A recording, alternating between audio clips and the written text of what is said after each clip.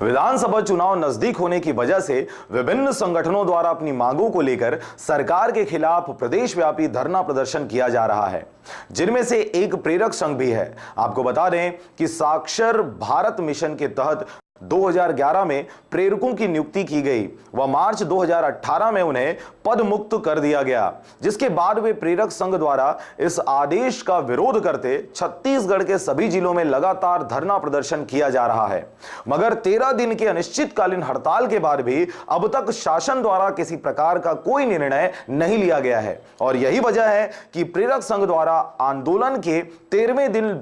लोगों से भीख मांगकर सरकार को अपनी स्थिति बताया गया। हमारी मांग ये है कि हम अभी बेरोजगार हो गए हैं, नौकरी मिली थी वो छीन गई है और हमारा ये हड़ताल 13 दिन हो चुके हैं और हम यहाँ मुंगेली में कलेक्टर ऑफिस में ज्ञापन भी सौंप चुके हैं माननीय मुख्यमंत्री और माननीय प्रधानमंत्री के नाम पर और बोले कि आगे हम बात लेटर वहाँ तक पहुँचाते हैं करके।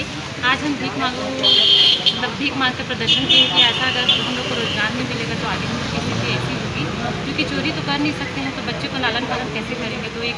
शासन को दिखाएं है कि अब हमारी स्थिति ऐसी हो गई है। हमको 2011 में लिया गया था सरकार के द्वारा और अपनी योजना को पूर्ण करने के बाद सरकार हमको 31 मार्च 2018 को निकाल दिया, नौकरी से बेदखल कर दिए। हम बेरोजगार हो गए हैं, हमारी परिवार की स्थिति चरमरा गई है, बहुत कड़की है, खर्चा हम परिवार को नहीं चला पा रहे हैं। सरकार हमको शुरुआत में नौकरी दे करके एक आलसी बना दिए ताकि अब हम काम नहीं कर सक रहे हैं कहीं भी, क्योंकि हम एक 15 वर्ष से ऊपर के असाक्षर को पहले पढ़ा रहे थे और पढ़ाने के बाद अन्य काम कई ऐसे विभाग हैं जैसे चुनाव की ड्यूटी, मिट्टी परीक्षण करना और ODF में काम करना, स्वच्छता में काम करना और मतदाता जागरूकता और मजदूर का पंजीयन,